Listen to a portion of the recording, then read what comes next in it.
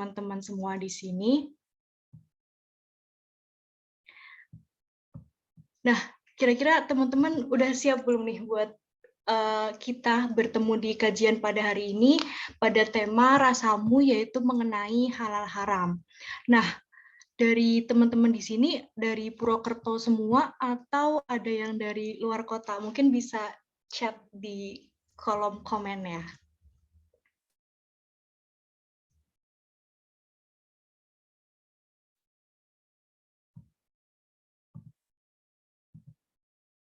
Oke, Purbalingga, Purwokerto, Kalimantan, Cirebon. Cukup jauh ya teman-teman. Nah, kalau misal teman-teman online juga mau on cam, boleh banget biar makin seru kajiannya di sini. Nah, selagi kita kumpul di acara Rasamu, Rasamu ini salah satu acara di Yuk Ngaji yang insya Allah akan diadakan selama sebulan sekali. Nah, kali ini Rasamu di bulan Februari itu sudah ada bahasan mengenai salah satunya tentang halal haram.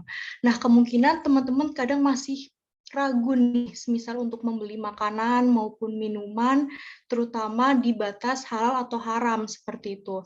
Sampai mungkin teman-teman bingung, emang kenapa sih harus kita tuh mempelajari tentang halal haram sampai makanan yang kita konsumsi sehari-hari.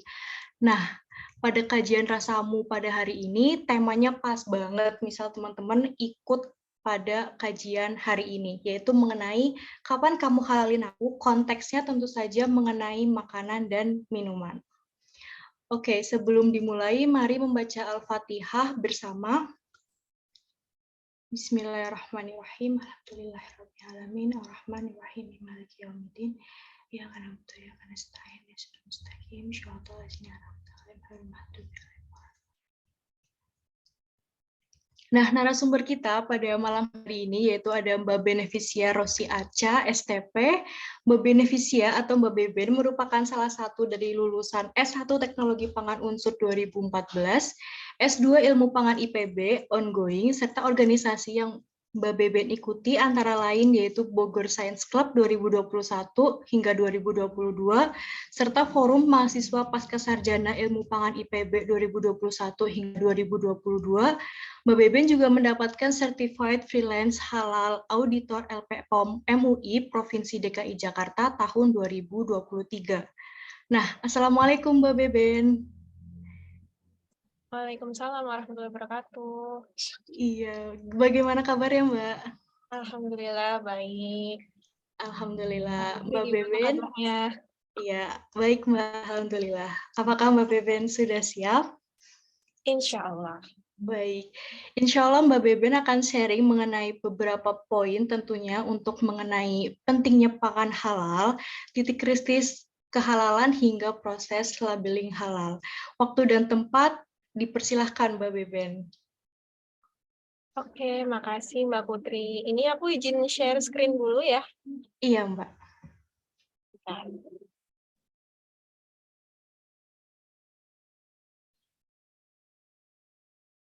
Ya, kelihatan belum? Sudah Mbak. Ya. Bismillahirrahmanirrahim. Assalamualaikum warahmatullahi wabarakatuh. Waalaikumsalam warahmatullahi wabarakatuh. Alhamdulillahirrahmanirrahim. Wabihi nasta'in ala umuri dunia waddin. Wassalatu wassalamu ala asrafil anbiya'i wal mursalin wa ala alihi wa sahbihi ajma'in amma ba'du. Ada satu nasihat yang selalu aku ingat di setiap majelis teman-teman. Nasihat ini tuh dari Ustadz Abdul Somad, yang beliau tuh pernah berkata ya dalam salah satu tausiahnya. Jadi gini, majelis yang di dalamnya tidak diucapkan sholawat, maka majelis tersebut adalah majelis bangkai. Gitu. Na'udzubillah min dzalik ya. Jangan sampai kita itu dimasukkan ke dalam kategori majelis bangkai karena lupa nggak mengucap sholawat. Padahal bangkai itu tuh adalah zat yang sangat hina gitu ya, di mana dari sana itu bersumber berbagai macam penyakit, terus baunya juga nggak enak. Apalagi Allah juga mengharamkan bangkai kan, karena Allah itu tidak menyukai sesuatu yang kotor gitu. Jadi semoga dengan diucapkan sholawat di awal tadi bisa memberi keberkahan di majelis kita pada malam hari ini. Nah, Semoga juga meskipun ini masih dilaksanakan secara online ya, karena keterbatasan waktu gitu, semoga juga nggak mengurangi keberkahan yang Allah limpahkan kepada kita semua. Amin ya rabbal alamin. Sebenarnya sih kemarin panitia sempat ngubungin aku buat ngadain acara ini secara offline gitu ya. Cuma ya itu tadi, karena waktunya emang belum tepat. Kebetulan bulan lalu juga sebenarnya aku udah sempat pulang di Purwokerto gitu. Cuma harus kembali lagi ke Bogor di tanggal 7 Januari karena emang masih ada tanggung jawab yang harus diselesaikan di sini gitu. Tadi juga kayaknya udah sedikit diperkenalkan gitu ya. Jadi aku biasa dipanggilnya Beben. Kalau orang yang lebih muda biasanya di Purwokerto dipanggilnya Mbak Beben gitu. Cuma kalau di sini seringnya dipanggil kakak gitu ya. Jadi kalau yang di Purwokerto dipanggil Mbak boleh biar lebih akrab gitu.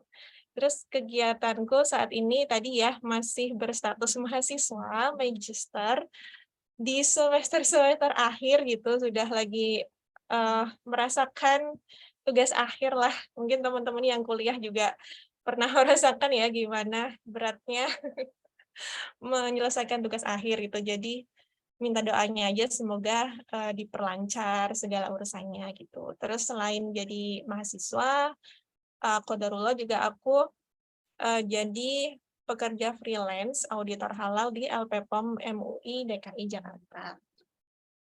Nah, kalau melihat background aku gitu ya, jadi meskipun judulnya kayak gini, tentu saja kita membahas halal tentang makanan gitu ya, bukan halal-halal yang lain gitu. Dan ini tuh judul yang dikasih panitia gitu, jadi nggak ada sangkut pautnya sama aku. Nah, terus seperti yang udah teman-teman lihat di sini ya, kita kan mau membahas tentang halal haram makanan gitu.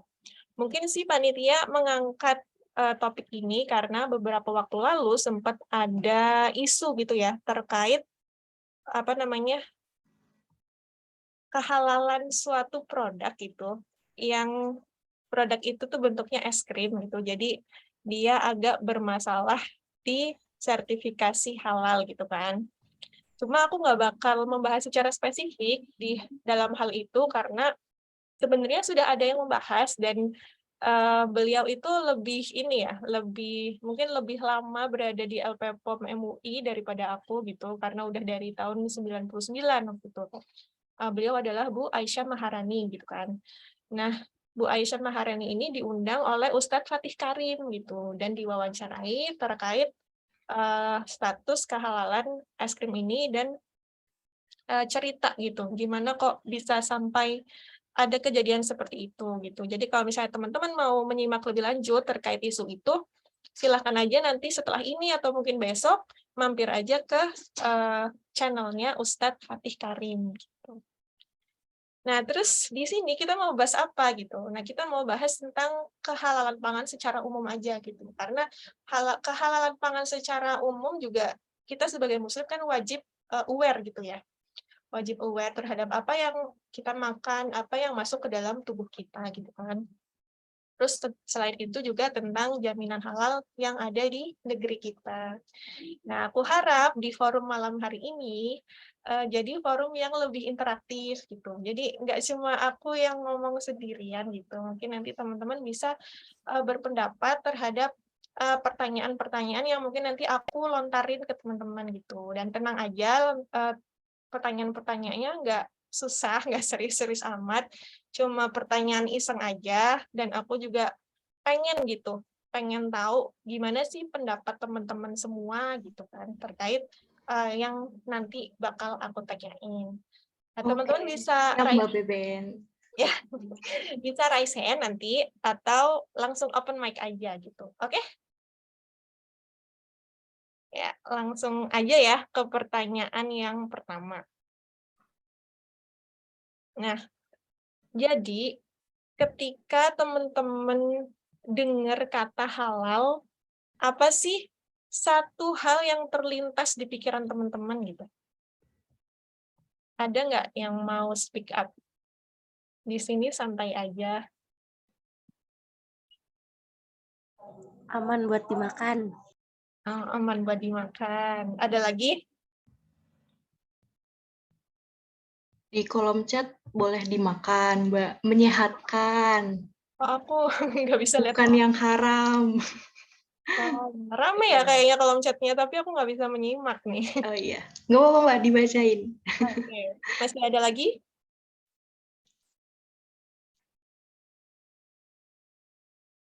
Oh Enggak ya? ada bukan babi berkah seperti itu.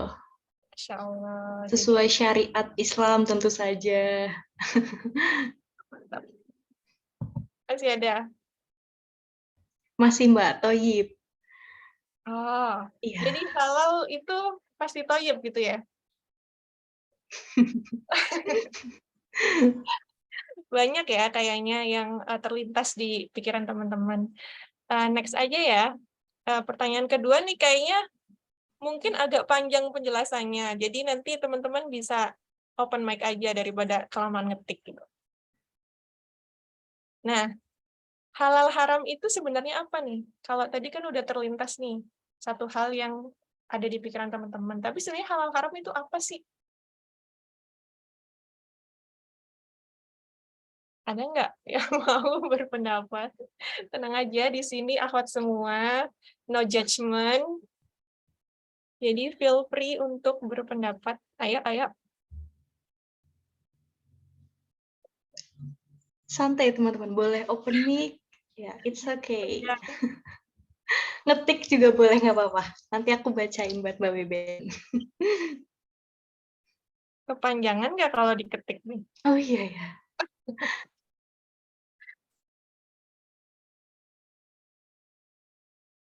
Aku bisa cek nggak sih chatnya?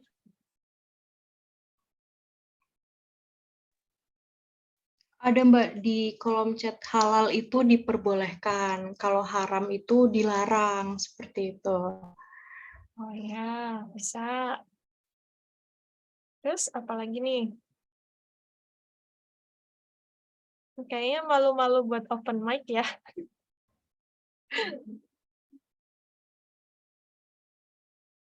Udah nih, nggak ada, beneran nggak ada yang mau open mic?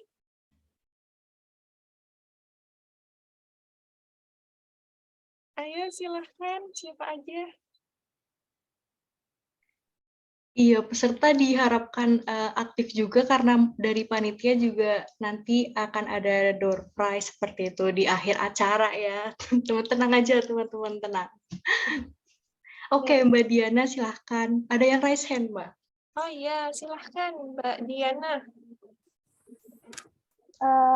Izin jelaskan, maaf ya kalau mungkin salah, tetapi yang saya tahu halal itu adalah sesuatu yang diperbolehkan oleh Allah, sedangkan yang haram itu ialah sesuatu yang dilarang oleh Allah Subhanahu wa Ta'ala. Itu sih, Kak. Ya, sip. Ya, betul sekali. Kayaknya semuanya juga udah setuju ya sama pendapat Mbak Diana. Kalau gitu kita next ke pertanyaan selanjutnya. Ini aku bakal nanya-nanya terus sampai akhir. Enggak. Jadi yang terakhir nih, pertanyaan terakhir. Kenapa kita tuh harus aware gitu sama halal dan haram? Kenapa kira-kira? Ayo, ada nggak yang mau berpendapat?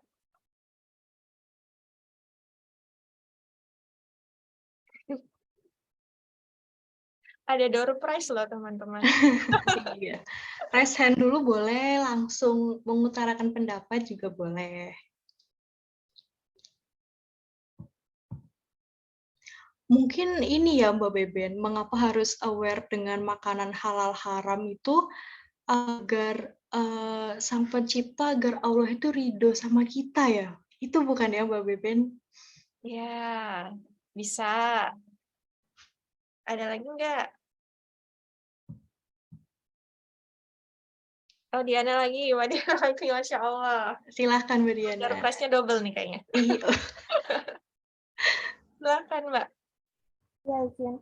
Kenapa kita itu harus aware sama halal haram atau menyadari makanan itu halal atau haram? Karena sesuatu apapun yang masuk ke dalam tubuh kita itu akan mendapatkan kayak ada tanggungannya gitu nanti sama Allah.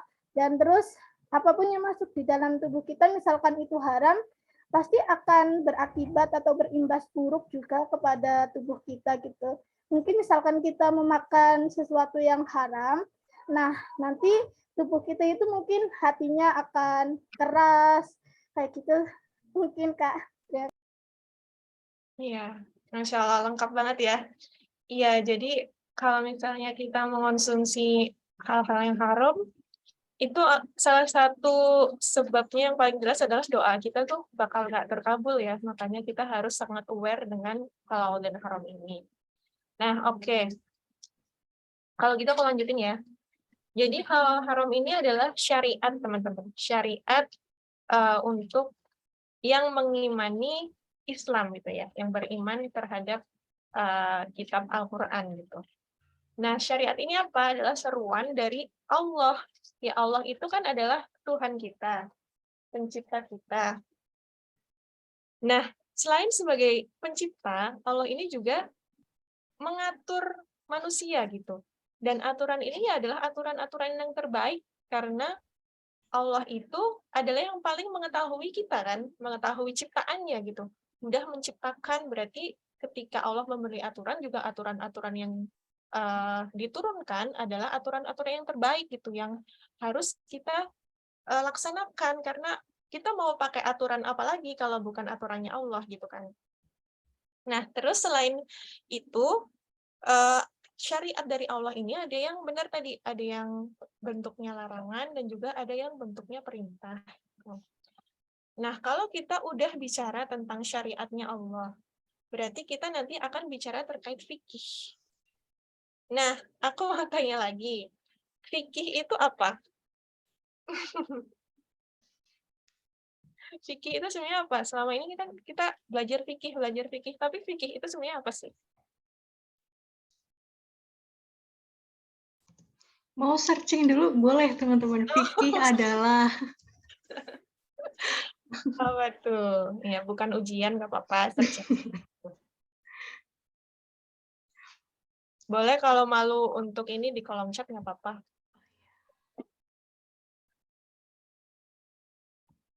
Ada yang di kolom chat ya? oh ada Kak ini. Fikih bisa mengenai pengetahuan tentang hukum Islam, pedoman, bisa sebagai tata cara dalam beribadah. Ada yang mengutarakan fikih merupakan hukum, sampai fikih itu salah satu yang mengatur ibadah, Kak. Seperti itu. Iya, hampir semuanya ya mulai tahu lah ya apa itu fikih. Yaitu fikih itu ya ilmu yang mempelajari tentang hukum-hukum syara gitu. Jadi mempelajari tentang hukum syariatnya Allah gitu. Nah, terus kalau misalnya kita mau bicara tentang fikih terhadap zat gitu ya. Di sini ada satu kaidah usul fikih itu. Usul fikih ini sebenarnya ilmu yang tertinggi di dalam Islam gitu. Jadi kalau misalnya udah menguasai usul fikih ini, nanti orang ini akan bisa berijtihad gitu untuk menggali hukum-hukum untuk membuat fikih. Tapi kita nggak bakal belajar ini sih karena ya nggak mungkin banget ya, nggak mungkin juga untuk aku sih, untuk aku mengajarkan itu karena salah satu syarat untuk belajar usul fikih ini harus menguasai bahasa Arab gitu. Dan aku masih sangat jauh di situ ya.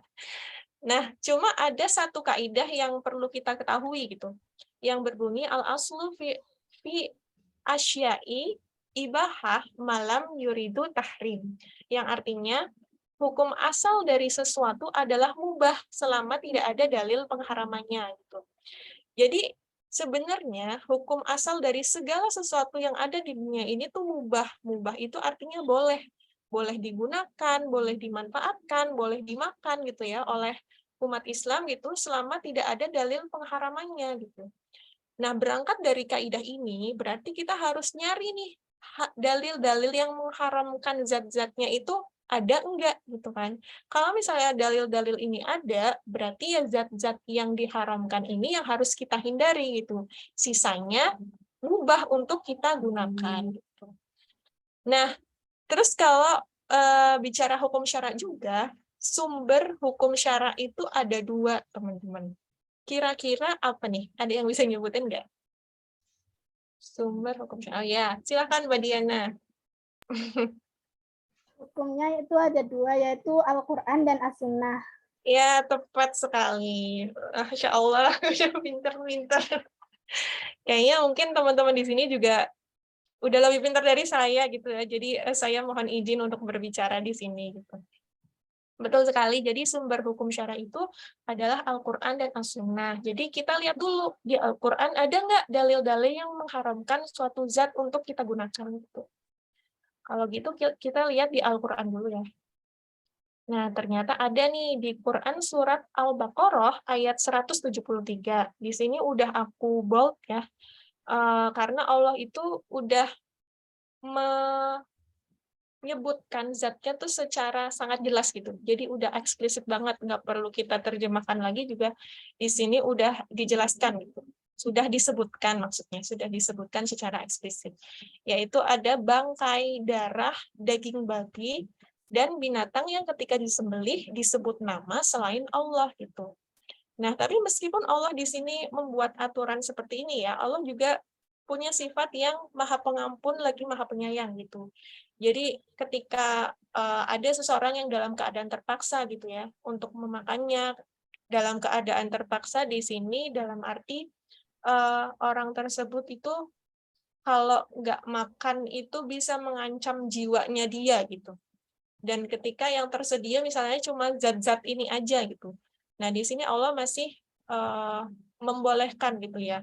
Dan ini juga dalam keadaan dia itu tidak menginginkan sebenarnya, tapi udah sangat terpaksa gitu. Dan penggunaannya pun tidak melampaui batas, maka Allah tidak mencatat dosa baginya gitu. Masya Allah ya, ini memang sifatnya Allah yang Ghafur, yang maha pengampun dan maha penyayang.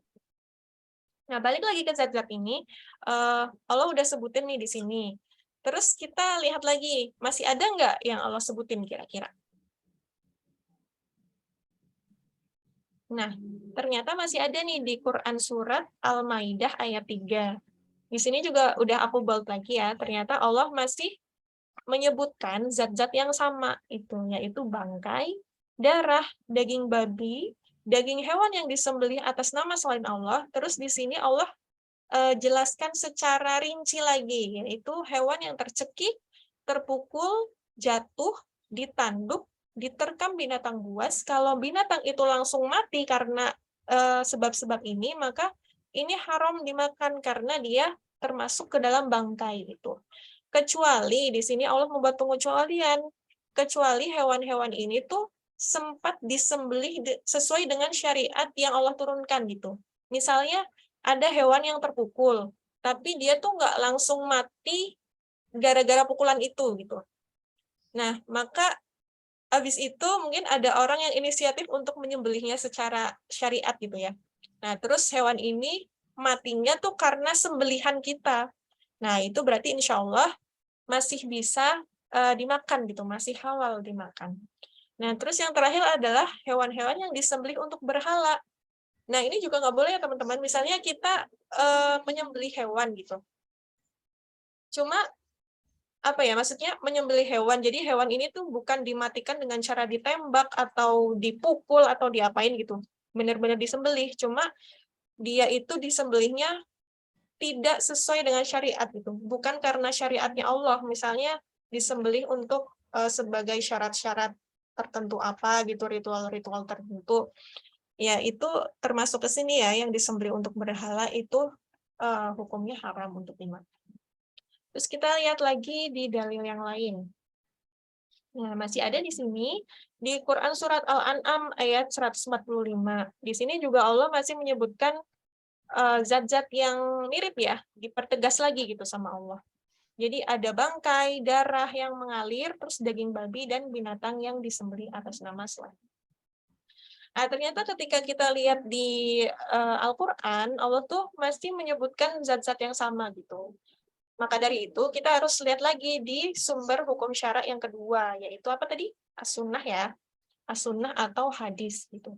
Hadis ini kan bisa bersumber dari qaulnya Rasul, dari perkataannya Rasul, atau dari fi'liyahnya Rasul, perbuatannya Rasul, atau yang terakhir dari takririyahnya Rasul gitu, dari diamnya Rasul gitu. Jadi segala perilaku Rasulullah itu bisa dijadikan sebagai dalil hadis gitu.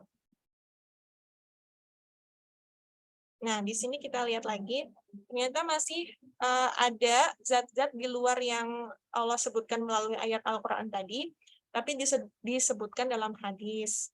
Di antaranya tuh ada khamar, kemudian ada binatang buas yang bertaring, terus jenis burung yang punya kuku untuk mencengkeram. Terus di sini dipertegas lagi ya tentang binatang buas yang bertaring gitu. Terus ada katak dan hewan jalalah. Nah, hewan jalalah ini apa, teman-teman? Ada yang tahu nggak? Hewan jalalah. Pernah dengar nggak? Putri pernah dengar? Pernah dengar, Mbak, tapi Oh, iya. nggak ada memorinya. Oh, gitu. Yang lain gimana nih? Ada yang pernah dengar nggak? Hewan jalalah. Pengertiannya apa gitu? Hewan jalalah ini itu apa?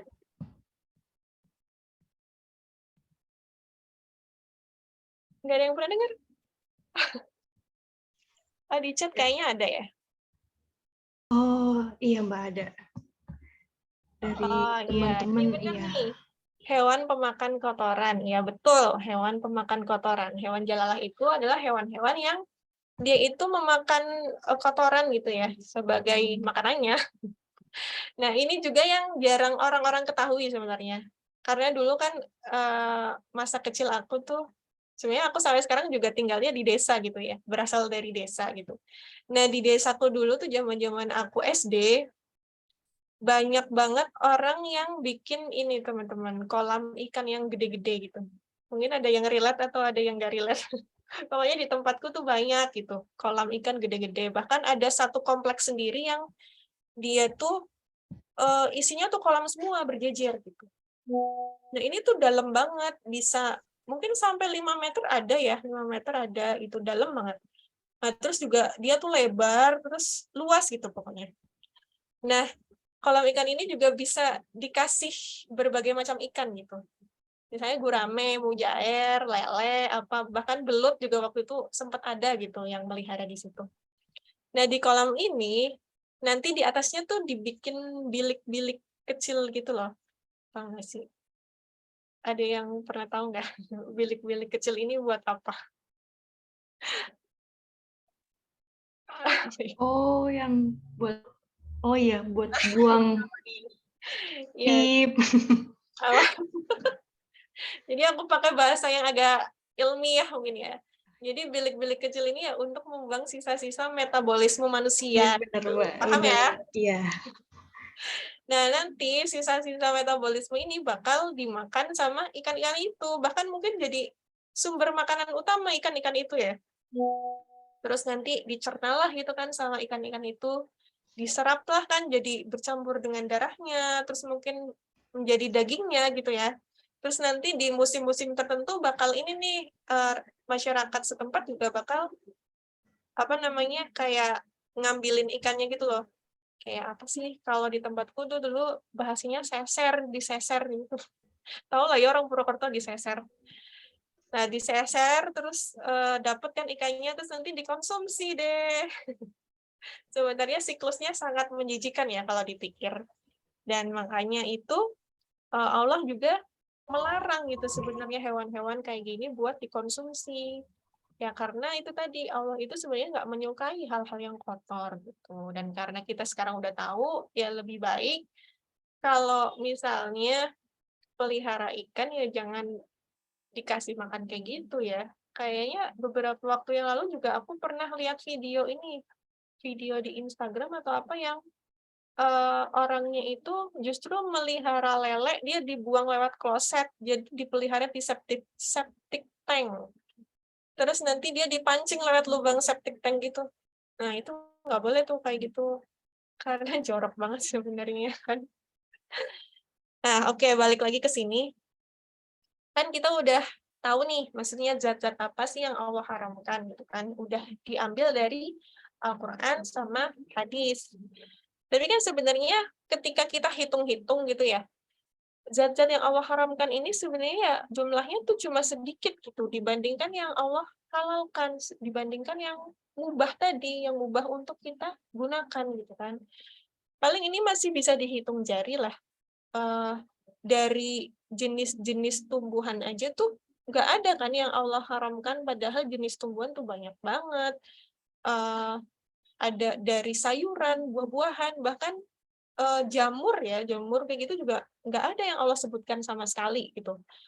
Terus dari hewan-hewan ternak ya, hewan-hewan ternak aja tadi yang Allah sebutkan tuh cuma babi aja yang diharamkan, sedangkan sisanya itu halal gitu. Kalau di sini ada binatang buas yang bertaring, mungkin kita jarang banget makan gitu ya. Yang sering kita makan ya hewan-hewan ternak kan, ada kerbau, sapi, kambing, domba, apalagi ayam, bebek, entok, terus apalagi kuda, mungkin kelinci, itu banyak banget yang masih dibolehkan oleh Allah untuk kita konsumsi gitu. Kalau gitu, kalau aku punya pemikiran gini, kan sekarang yang apa namanya jaminan halal di Indonesia itu kan menggunakan sertifikasi halal gitu. Padahal kan kalau kita lihat dari dalil, barang-barang yang halal tuh lebih banyak gitu daripada yang haram. Lah kok kenapa kita harus mensertifikasi yang halal gitu? Bukannya nanti tambah ribet ya?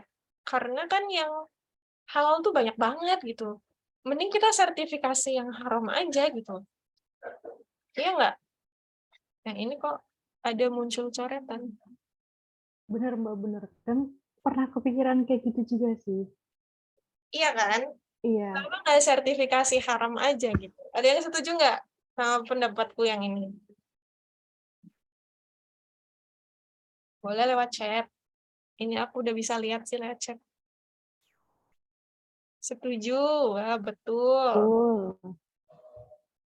Kayaknya banyak yang setuju ya. Waduh, setuju semua nih. Setuju semua Berarti nih kan kayaknya ya. ada unik ya Kak kalau negara lain halal halal negara kayak gitu. Misal halal Malaysia, halal Singapura. Di kita haram Indonesia. Ada unik ya? Iya kan karena kita mayoritas Muslim ya nggak? Iya. Iya kan. Nah tapi sebelum kita berkata setuju atau tidak setuju, sebenarnya harus kita lihat lagi lebih dalam gitu. Sebenarnya gimana sih kalau misalnya ada sertifikasi haram ini, apa benar akan memudahkan gitu ya? Nah kalau gitu kita lihat dulu. Ini kok ada coretannya ya? Kayaknya tadi nggak ada. Ya udah lah ya, nggak apa-apa lah ya. Nah kita lihat dulu nih poin yang pertama ya. Muslim itu sendiri dilarang menjual sesuatu yang haram. Kebetulan aku juga lagi ikut kelas eksekutif Yungaji di Bogor gitu ya. Biasa disingkatnya K gitu. Nah, terus ada ini, salah satu pengisinya tuh Bang Sifrun. Tahu kan ya teman-teman? Nah, Bang Sifrun itu bilang gini, waktu itu beliau ngisinya tentang syariat juga, lagi membicarakan tentang syariat juga. Jadi beliau bilang gini, kalau misalnya Muslim itu dilarang mengonsumsi sesuatu oleh Allah, maka Muslim juga dilarang berjual beli akan benda itu gitu. Jadi kalau kita misalnya dilarang mengonsumsi binatang yang bertaring gitu. Contoh yang paling terdekat apa? Kucing misalnya. Kucing itu haram untuk kita makan, berarti kucing itu juga haram untuk kita perjualbelikan gitu. Misalnya deh yang zat yang paling favorit di dalam keharaman itu kan babi ya. Kalau babi itu diharamkan Allah untuk kita konsumsi, maka kita juga dilarang untuk berjual beli babi. Gitu. Jadi untuk apa gitu ya kan?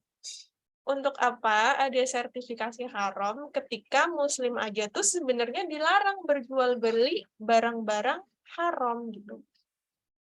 Ya nggak?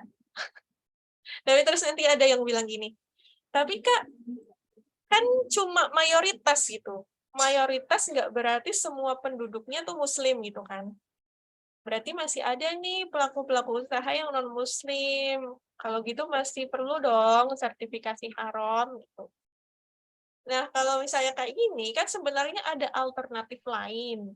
Misalnya, kita bikin tuh tempat tersendiri, area tersendiri yang khusus bagi orang-orang yang mau berjualan barang-barang yang dilarang oleh syariat Islam gitu.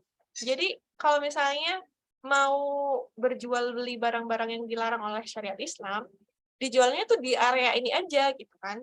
Itu kan bisa sebenarnya, ini kan cuma terkait cara-cara ya, cara-cara untuk menjamin kehalalan gitu. Nah, justru ketika kita mungkin membuat area tersendiri ini, yang nggak bakal ada barang-barang haram yang beredar di lingkungan muslim lagi gitu kan. Jadi muslim mungkin lebih tenang gitu, dan juga muslim juga nggak butuh sebenarnya barang-barang haram ini kan. Jadi nggak butuh juga barang-barang haram ini beredar di lingkungan mereka gitu. Nah, itu sebenarnya masih ada alternatif lain yang bisa digunakan gitu. Terus kalau kita lihat di poin kedua di sini, pemerintah dan pelaku usaha itu sebenarnya belum punya kesadaran gitu untuk menerapkan syariat sepenuhnya gitu. Kok bisa gitu ya? Ini mungkin sedikit cerita lagi. Kebetulan semester kemarin, semester ganjil kemarin ya, sekarang kan udah semester genap lagi. Aku sempat ambil mata kuliah yang judulnya Teknologi Pangan Halal gitu. Dan ini termasuk mata kuliah baru gitu, karena memang sorry. Karena topik halal ini memang lagi hits banget gitulah di kalangan ilmu pangan gitu. Jadi sampai ada mata kuliah baru yang berjudul Teknologi Pangan Halal gitu. Nah, di situ tuh aku belajar tentang jaminan halal di Indonesia, terus tentang teknologi-teknologi untuk menjamin halal gitu kan, menjamin pangan yang halal.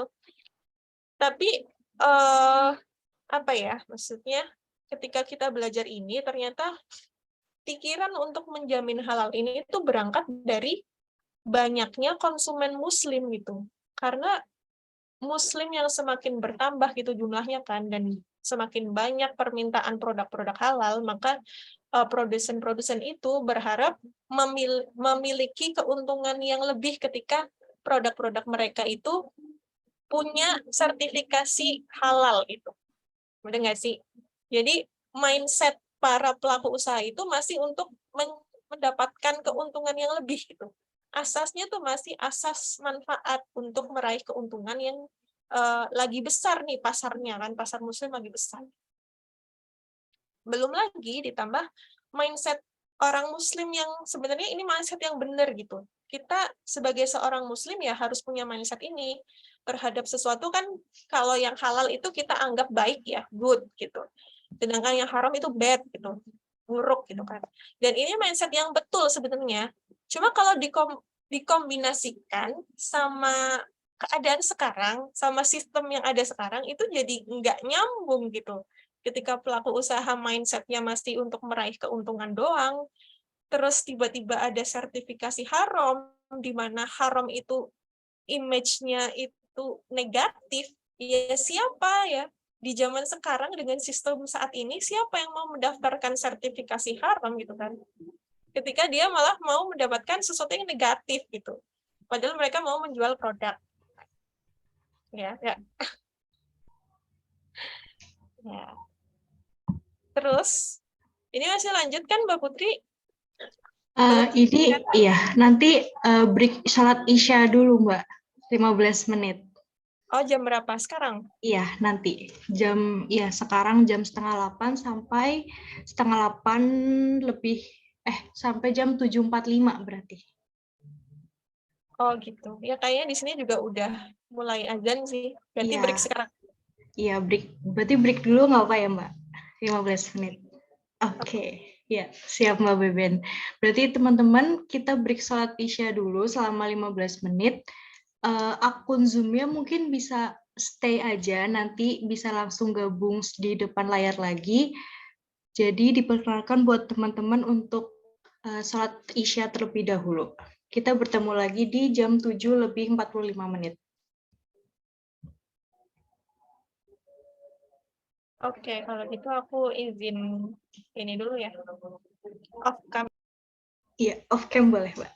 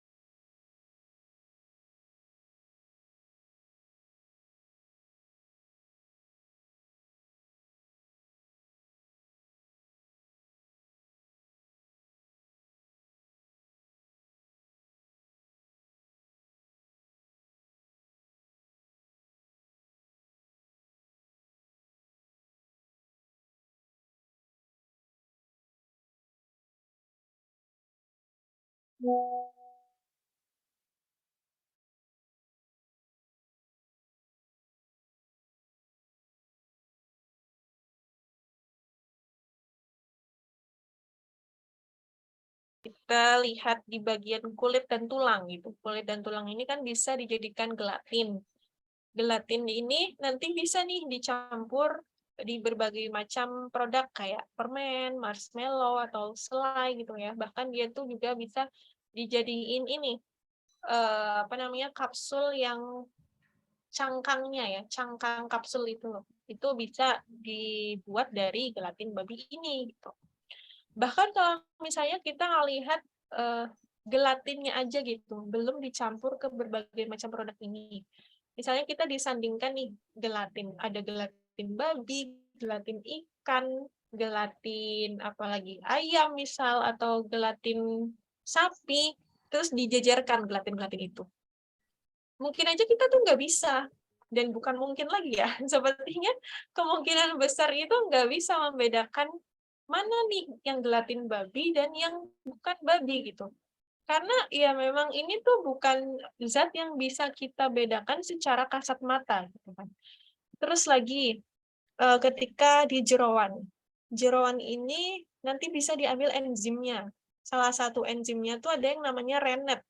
Dan enzim ini nanti tuh bisa bisa digunakan untuk membuat keju gitu. Dan bahkan ketika keju itu udah dibuat, mungkin aja enzim ini tuh nggak terikut ke kejunya gitu. Cuma sebagai media untuk pembuatannya aja gitu. Bagaimana sebuah susu itu bisa dipadatkan menjadi keju. Nah, kalau udah gini kan kita juga nggak bisa juga membedakan mana keju yang dibikin dari pakai enzim rennet babi dan mana yang enggak gitu kan. Selain itu juga bisa dibuat atau dibikin jadi media fermentasi yang nanti dia jadi buat perantara membuat MSG gitu. MSG di sini ya penyedap rasa yang teman-teman kenal gitu ya. Tapi beda dia sama micin yang ini loh, micin yang putih yang panjang-panjang tuh yang kayak sasa gitu. Ini sebut merek nggak apa-apa ya. Sasa yang bungkusnya bening yang bulir-bulirnya tuh warna putih terus panjang-panjang, itu dia dari pepes tebu tuh ya, beda. Kalau ini tuh MSG yang maaf. Kalau ini tuh MSG yang kayak di campuran Royco atau Masako gitu-gitu loh. Tahu kan ya teman-teman? Nah, MSG ini kok bisa dia ada hubungannya sama babi gitu. Jadi dia nggak dicampurin babi di situ secara langsung, tapi karena MSG ini kan singkatan dari monosodium glutamat gitu. Monosodium glutamat ini asalnya dari asam glutamat, di mana asam glutamat ini itu dihasilkan dari metabolisme mikroorganisme gitu. Jadi ada mikroorganisme yang dimodifikasi dia supaya bisa menghasilkan asam glutamat ini. Dan ketika kita menggunakan mikroorganisme gitu, kan kita butuh media nih untuk menumbuhkan mikroorganisme ini gitu. Nah, media fermentasi yang paling favorit dipakai para pelaku usaha itu ya dari babi. Kenapa kira-kira? Putri tahu nggak?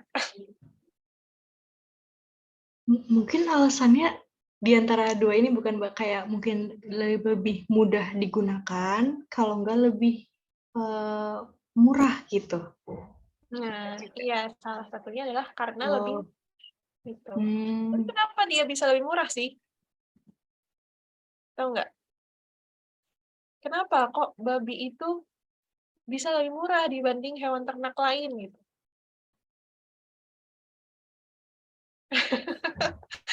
Mulai loading ya. Jadi kenapa alasannya? Kalau kita bicara kalau nggak memikirkan hukum syara ya, maksudnya kita mengambil point of view-nya para pelaku usaha yang nggak mikirin hukum syara gitu. Babi ini jadi favorit karena murah ya, karena babi itu kan mudah gitu untuk dipeliharanya. Kenapa kok mudah? Teman-teman pernah nonton Shaun the Sheep nggak? Putri pernah nonton Shaun the Sheep? Pernah. Ya, tiap hari ya nonton. Dulu. Kalau di Shaun the Sheep itu kan ada karakter 3 babi itu ya, tahu ya? Iya. Ya, ada 3 babi itu kan. Itu kalau dikasih makan tuh makanannya apa? Sama pemiliknya tuh, makanan babinya tuh apa kalau dikasih makan? Lumpur Badan bukan sih sisek. Mbak, kotoran? Bukan. Nah, Iya. iya, jadi tuh kayak gampang banget ngasih makan babi ini tuh, sampah-sampah aja tuh mereka mau makan gitu loh. Jadi biaya perawatannya tuh nggak mahal. Selain biaya perawatan yang mahal, babi ini juga produktif dalam beranak pinak. Jadi dia tuh sering banget beranak. Selain itu dia sekali beranak itu jumlahnya banyak gitu. Jadi karena inilah ya jadi apa namanya, harga jualnya tuh murah gitu. Karena dia kan pasti sering banget beranak, jumlahnya banyak gitu kan. Terus perawatannya mudah dan murah. Ya, jadi apa namanya, efeknya harga jual dia tuh jadinya murah. Nah, ini baru satu zat ya yang Allah haramkan itu. Udah jadi berbagai macam hal yang bahkan mungkin MSG ini teman-teman tuh nggak membayangkan ya dia bisa ada sangkut pautnya dengan babi. Nah ya, dan tadi aku belum jelasin ya kalau misalnya MSG ini apa namanya, mungkin kita analisis secara kimia gitu untuk mendeteksi apakah dia masih ada DNA babinya di situ atau enggak, yang mungkin aja udah nggak terdeteksi. Kenapa? Karena kan yang diambil tuh hasil metabolisme aja. Kita nggak mengikutkan media fermentasinya juga gitu loh. Padahal zat babi itu kan tadi digunakan untuk media fermentasinya gitu. Nah, gitu. Tapi kan apakah dengan tidak adanya DNA babi ini juga statusnya berubah jadi halal gitu, padahal udah pernah bersentuhan gitu, akibatnya udah pernah bersentuhan dengan si babi ini gitu kan. Kan nggak membuat dia jadi halal juga. Meskipun nggak terdeteksi di dalam produk akhirnya. Nah, terus kita lihat lagi bahan-bahan lain ya. Di sini sebenarnya ada video yang mungkin juga teman-teman udah pernah lihat ya, mungkin aku juga nggak tahu. Soalnya ini yang bikin salah satu content creator yang dia lulusan teknologi pangan juga gitu. Kalau di Instagram sih nama akunnya tuh Naktekpang kalau nggak salah, Naktekpang gitu. Tapi ini aku ambil dari TikTok, TikToknya dia yang aku lupa nama akunnya apa gitu.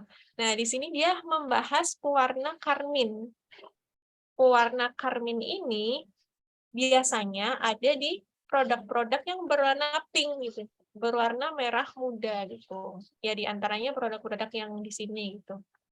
Yang aku bakal ini sih kayak nebak teman-teman semua yang ada di sini paling nggak pernah lah nyobain salah satu dari produk ini, iya kan?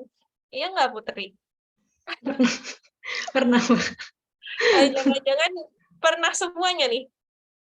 Tapi lebih suka coklat sih Mbak. Oh, tapi pernah lah ya salah satu di antara ini. Nah, terus ternyata tuh ada kandungan yang namanya karmin di dalamnya. Ini tuh termasuk pewarna makanan gitu ya, dan dia tuh alami sebenarnya. Cuma karmin ini tuh terbuat dari apa sih? Mari kita saksikan bersama-sama. Ampun, ampun, ampun. Ada yang canda. Ya, loading.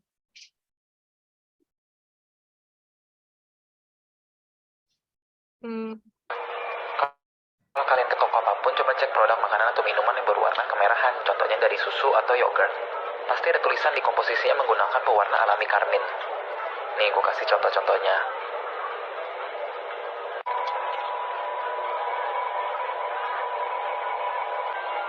Aduh, ini tulisannya mana sih?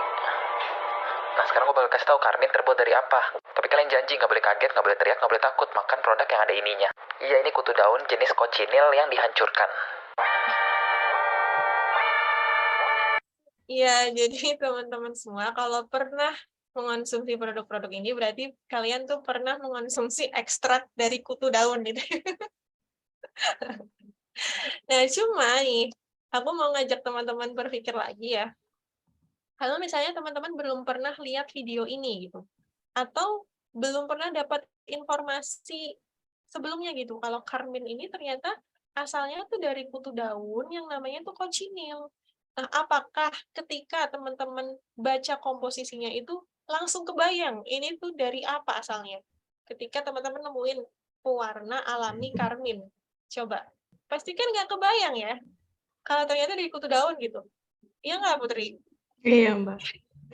Taunya Mungkin dari kebayangnya Putri ya tuh tumbuh-tumbuhan gitu. iya kan dari tumbuhan gitu kan mungkin ya yang dikeringin terus dihancurin atau diapain lah gitu ya terus sampai akhirnya jadi warna pink gitu. Ternyata enggak. Tapi ternyata dari kutu daun gitu yang kita tuh nggak ngerti sama sekali sebagai seorang yang awam gitu kan. Kalau kita sendiri tuh nggak tahu sebenarnya sumber-sumber bahan-bahan yang masuk ke tubuh kita tuh apa, terus gimana coba kita mau menghukumi halal atau haramnya suatu produk? Gimana coba? Kan pasti akan kesulitan ya. Karena ketika kita baca komposisi aja ternyata kita nggak tahu, teman-teman. Nggak tahu kita tuh apa yang kita makan gitu. Yang masuk ke tubuh kita tuh nggak tahu. Dan kalau misalnya teman-teman juga udah tahu nih, ini dari kutu daun. Nah, terus kutu daun tuh halal atau haram dimakan? Ada yang tahu nggak? Ada yang berani jawab nggak? Kalau jawabnya haram, berarti teman-teman harus bertobat loh kalau misalnya pernah konsumsi ini, ayo loh. Gimana? Kalau bilangnya halal, dalilnya kayak apa ya coba? Kira-kira gimana ini? Gimana, Put? Gimana teman-teman, saya takut berkomentar ya. Ada Oh, yang ada mau Mbak komentar dulu nggak kira-kira? dari kolom chat mubah, lihat dari oh iya Mbak, kadang ada orang yang ini yang penting udah halal MUI, insya Allah percaya kayak gitu Mbak. Ada yang kayak gitu juga. Nah, iya. Boleh-boleh, siap. Nah, jadi ternyata ini tuh udah ada fatwanya memang dari Majelis Ulama Indonesia ya. Kalau cochineal itu binatang yang alhamdulillah tuh halal. Karena apa? Karena binatang ini tuh punya banyak persamaan dengan belalang gitu. Dan darahnya tuh tidak mengalir. Kalau misalnya belalang ini aja haram itu harusnya yang di Jogja, pernah ke Jogja nggak? Putri pernah ke Jogja nggak? Pernah Mbak, tapi kalau makan itu enggak. Di daerah Jogja banyak ini kan yang jual belalang ya. Iya, yang Tapi di selama ini kan nggak ini ya, maksudnya nggak diributkan gitu. Kalau ternyata itu haram kan nggak ada ya, maksudnya tetap diperbolehkan untuk diperjualbelikan, berarti belalang itu halal. Dan ternyata ketika di sini juga ada keterangan ya dari Profesor Insinyur Sudarnawati, yang beliau juga kebetulan dosen aku juga pernah diajar beliau gitu waktu semester 1 di IPB gitu. Nah, beliau juga termasuk auditor senior gitu di LPPOM MUI.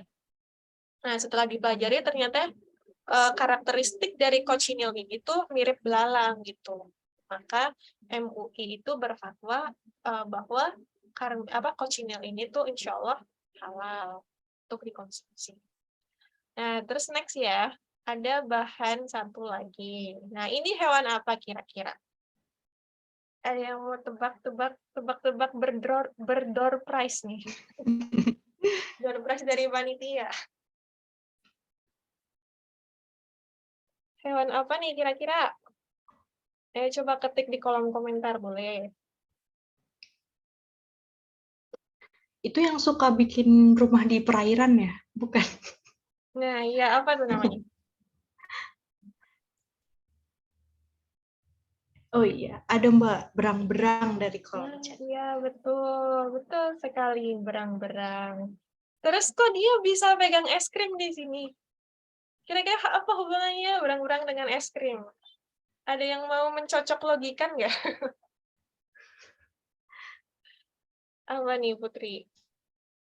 Kalau teman-teman yang lain boleh komen di chat. Ayo, hubungannya berang-berang dengan es krim. Terus di sini ada yes lagi. Nah, yes-nya apa lagi tuh? Kepikiran nggak, Put? Hubungannya apa gitu? Apa itu? belum. Aku chat. Apa nih? Karena dia nemu es krim di air, Mbak. Apa ada toko es krim? Ini tebak-tebakan, Kak. Bukan, ini beneran Aku ada pikirnya juga hubungannya loh. tebak-tebakan. Berang-berang makan es krim, cakep. Kayak gitu kan, yes. Apa ini? Bukan pantun ya? Oh iya bener tuh, aku sama kayak Kak Ulfa. Apa tuh? Berang-berang makan es krim. Bukan pantun ya. Nyerah aja lah ya. Udah lah ya. Dari apa nih? Dila, Uri. Apa tuh Uri? Ada komposisi dari bagian tubuh berang-berang. Oh, ada yang bilang urin. Ini udah mendekati nih, Alfi sama Dila. Tapi sebenarnya bukan itu sih. Tapi ya mendekati lah. Alfi itu paling mendekati. Ada komposisi dari bagian tubuh berang-berang. Nah, kira-kira bagian tubuh mana nih yang bisa ditambahin ke es krim gitu kan? Coba kita lihat. Oke, nah, ini aku nemu jurnal tahun 2007 ya. Dan kebetulan memang jurnalnya bahasa Inggris. Jadi mohon maaf. Judulnya Safety Assessment of Castoreum Extract as a Food Ingredient. Terus di sini udah ada beberapa hal yang aku highlight tuh. Tapi aku minta teman-teman buat translate. Coba yang pintar bahasa Inggris ada nggak yang mau mencoba mentranslatekan jurnal ini? Ayo teman-teman, dibutuhkan volunteer ya. Ada nggak nih yang mau? Ayo silahkan. Open mic aja. Ada yang mau? Ya udah, coba Putri, apa Put? Kira-kira. Ada Mbak Ulfa katanya. Ayo Mbak. Jadi lempar-lemparan gini. Jadi lempar-lemparan ya. Oh, ada Mbak Ira ya, benar. Ada siapa Coba, lagi nih di kolom ayo yang komen? guru bahasa Inggris, Mbak buktikan Nadia, kefasihanmu. semuanya terpanggil ya. Ini beneran ada yang guru bahasa Inggris? Coba dong. Boleh, boleh. Mbak siapa tadi? Mbak Ira ya? Siapa tadi? Ya, Mbak, aku coba ya, Mbak. Ya, terbuka. Alhamdulillah Mbak, selamatkan saya. Ya, silahkan. Cuma yang di itu kan, Mbak, yang di apa itu kuning-kuningan yang di highlight doang ya. Ya, judul sama yang di-highlight aja, Mbak. Berarti safety assessment of apa itu? Ekstrak Castoreum, penilaian keamanan dari ekstrak Castoreum sebagai sebuah komposisi makanan.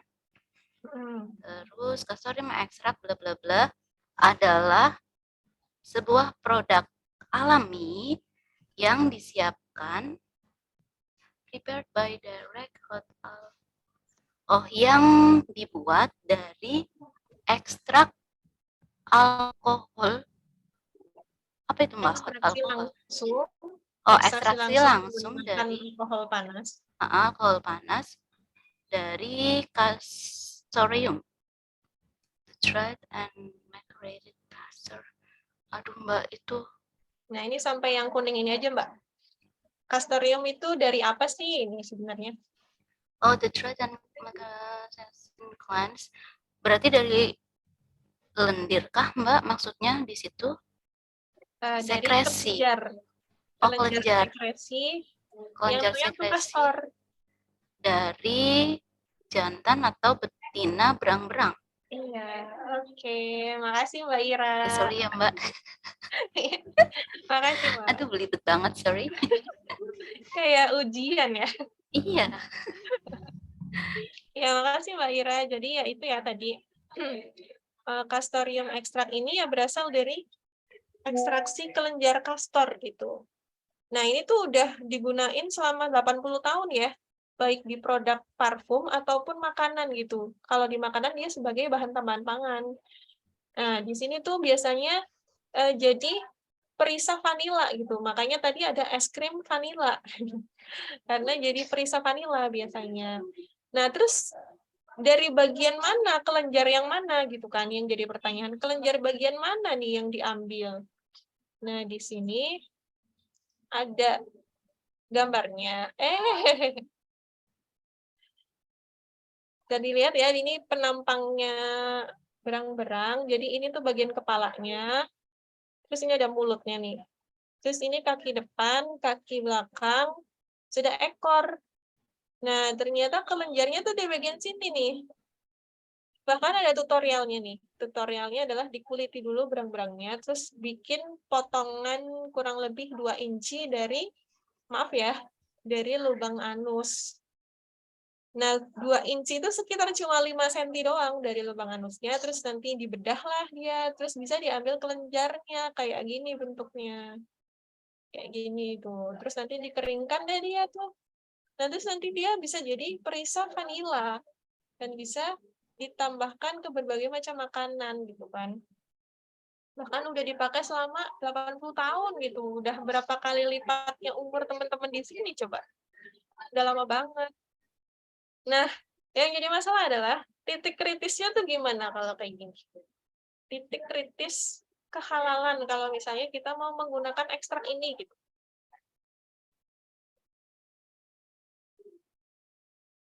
Ada yang mau coba menjawab nggak? Mbak Putri mungkin Bagaimana ya, Pak? sebagai Mungkin mahasiswa teknologi pangan juga kan? mungkin karena ini di bagian itu kali ya, Mbak. Jadi itu adalah titik kritis. Iya, bukan? Iya, maksudnya gimana, Mbak? Berarti kalau di bagian dekat lubang anus,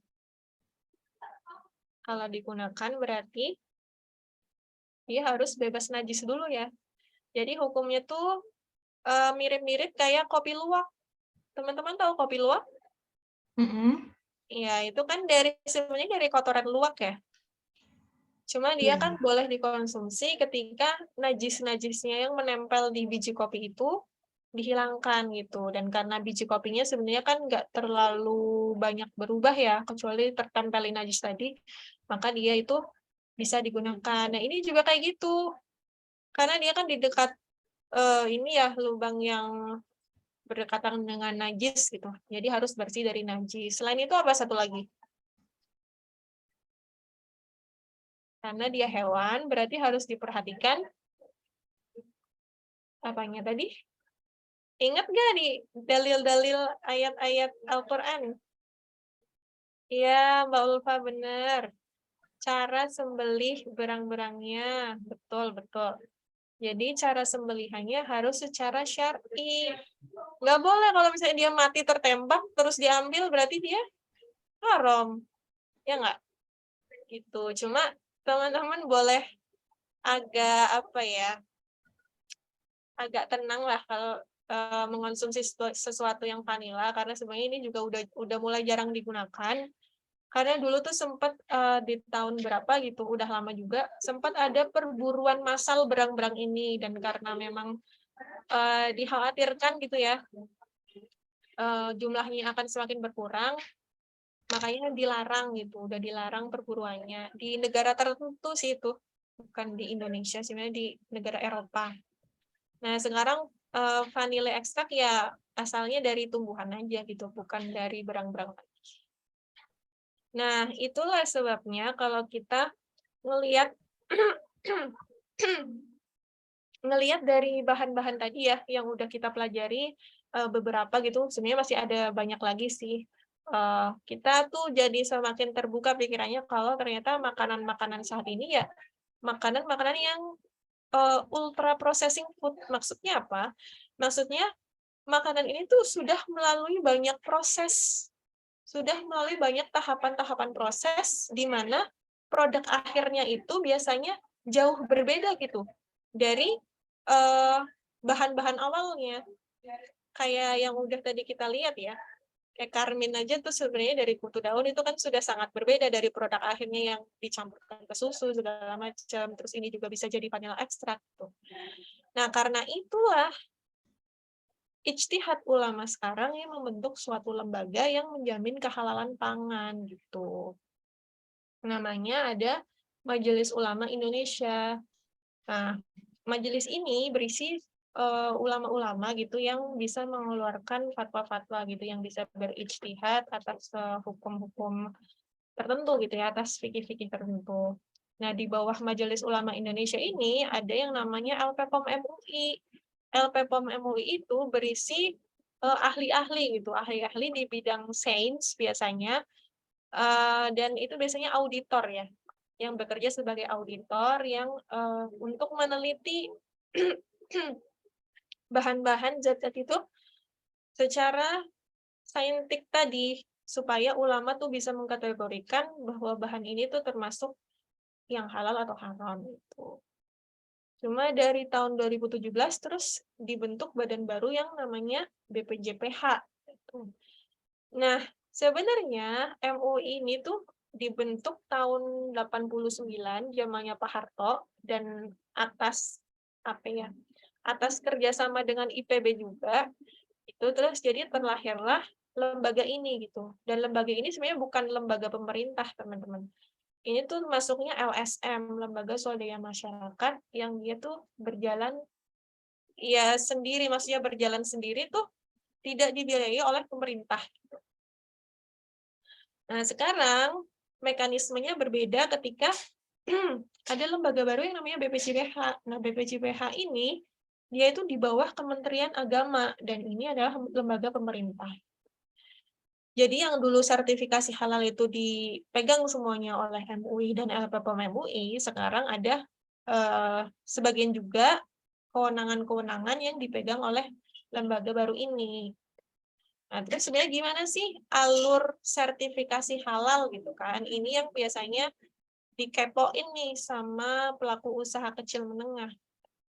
Nah, ini aku ambil dari Instagramnya Halal Corner ya, yang juga diampu sama Bu Aisyah Maharani. Nah, secara garis besarnya sebenarnya kayak gini, teman-teman. Cara mendaftarkan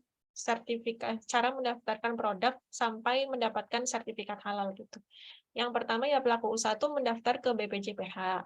Nah, terus nanti BPJPH tuh memberikan surat pengantar untuk pemilihan LPH.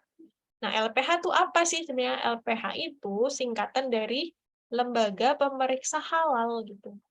Nah, semenjak ada BPJPH ini, maka LPPOM MUI itu termasuk ke dalam LPH.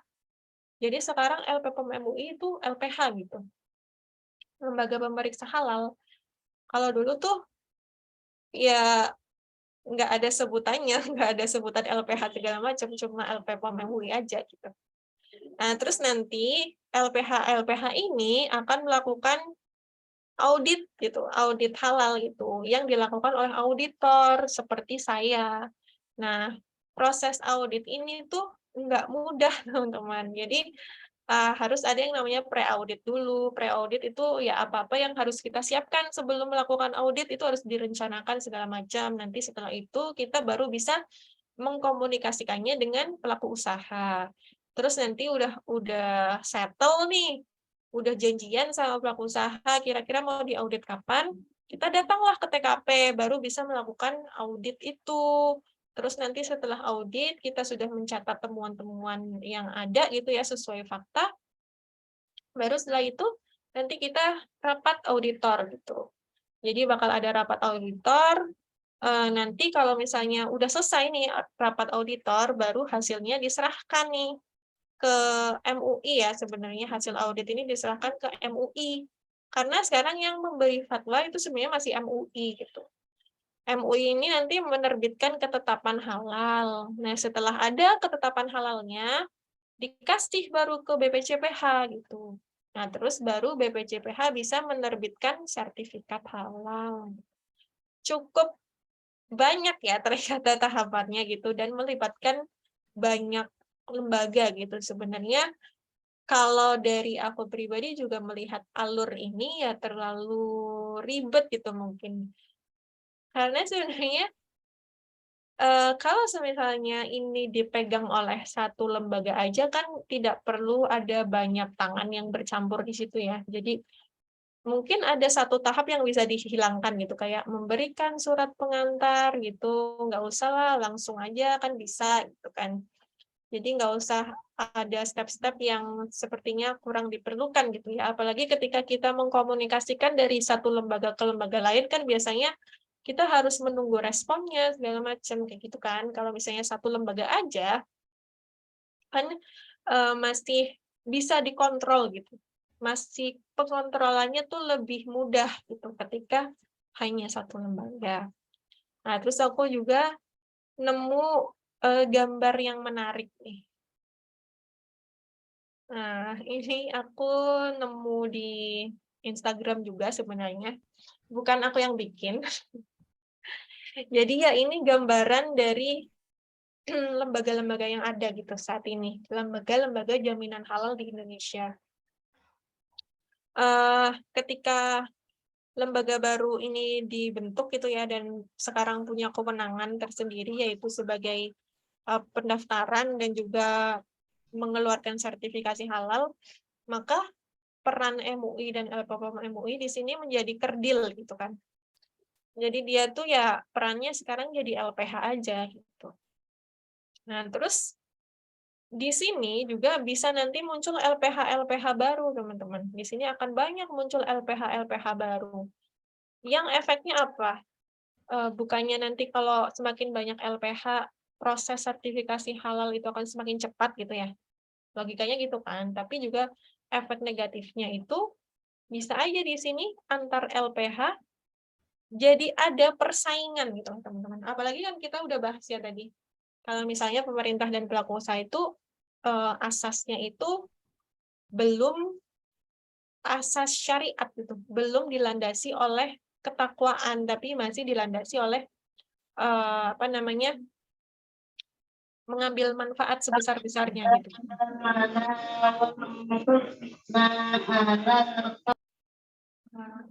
Oh, ada yang bocor ya? Oke. Nah, kalau gitu harusnya kan ketika apa ya, jaminan halal ini dipegang seluruhnya oleh negara dan negara itu dilandasi oleh ketakwaan, maka harusnya solusi-solusi yang diambil adalah memudahkan masyarakat gitu, supaya bisa terjamin nih kehalalan semuanya. Apalagi ketika kemarin aku lihat di berita-berita gitu ya, memang ada ketetapan gitu dari pemerintah sampai tahun 2024 itu pelaku-pelaku usaha, termasuk pelaku usaha kecil kayak PKL dan sebagainya itu harus disertifikasi halal gitu untuk menjamin jaminan halal di Indonesia. Itu kan sangat menyedihkan ya, karena kondisi yang sekarang juga ternyata ketika mau daftar sertifikasi halal pun harus membayar biaya gitu yang cukup mahal mungkin kalau bagi pengusaha-pengusaha kecil gitu, cukup memberatkan, apalagi setiap beberapa periode sekali kan harus diperbarui gitu sertifikasi halal ini.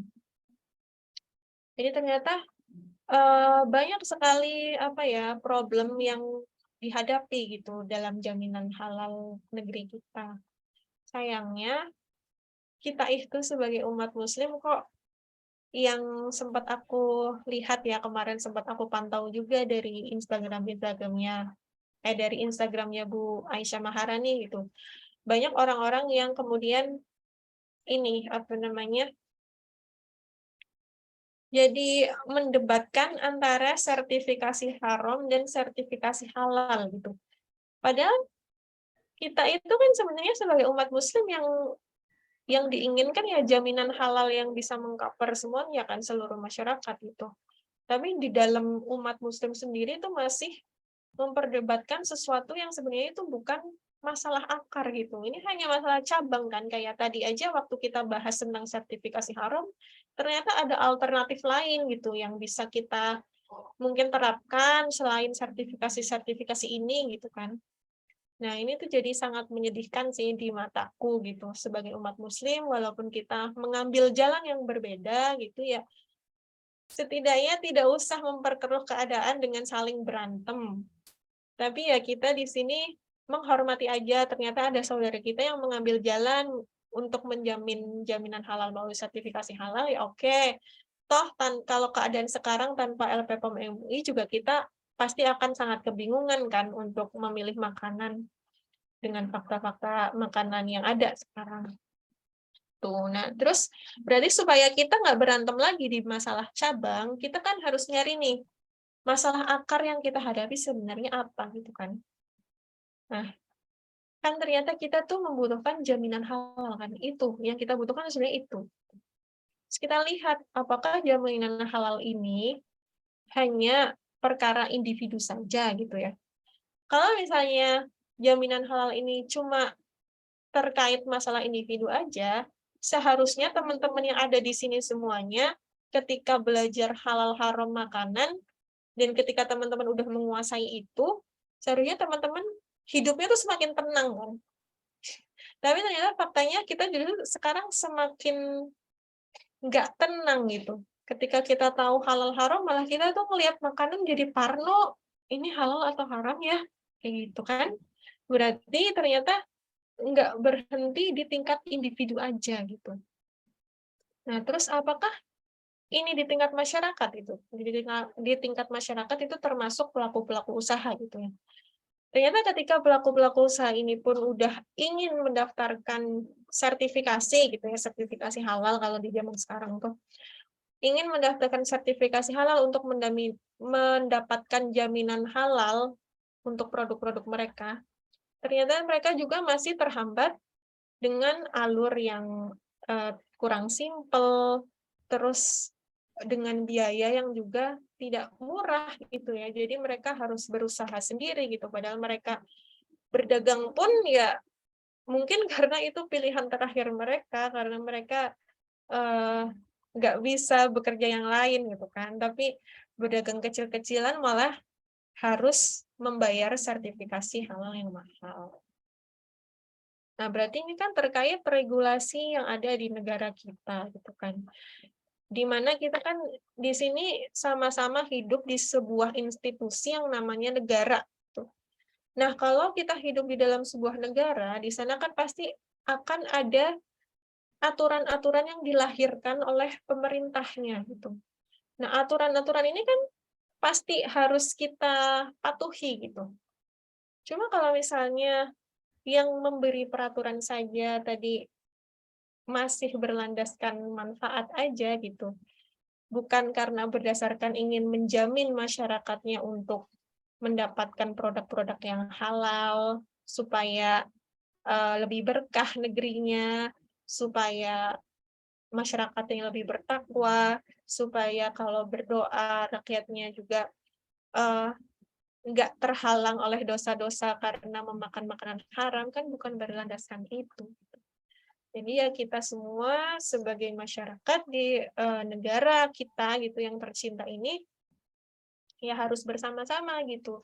Gimana caranya kita semua membangun jaminan halal yang benar-benar bisa mengcover semuanya, yang bisa membuat masyarakatnya pun menjadi tenang gitu. Tidak ada permasalahan seperti alur yang ribet lagi atau biaya yang mahal gitu.